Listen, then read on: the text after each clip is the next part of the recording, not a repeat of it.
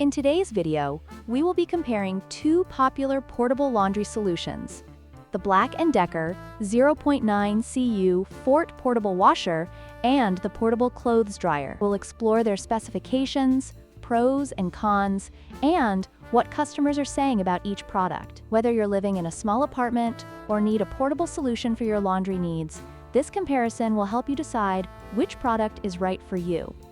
The BLACK+DECKER portable washer features a capacity of 0.9 CU Fort and offers 5 wash cycles, making it a versatile choice for small households. In contrast, the portable clothes dryer is designed for lightweight clothing, offering 2 drying modes and a timer function for customizable drying cycles. While the washer is heavier at 44.1 pounds, the dryer is extremely lightweight at just 2.6 pounds, making it easy to transport. The BLACK+DECKER washer is praised for its cleaning ability and durability, with features like auto unbalance detection and a stainless steel tub. However, it only washes in cold water and has a limited capacity. On the other hand, the portable clothes dryer is appreciated for its portability and quick drying time, but it has a small capacity, and some users have reported safety concerns during use.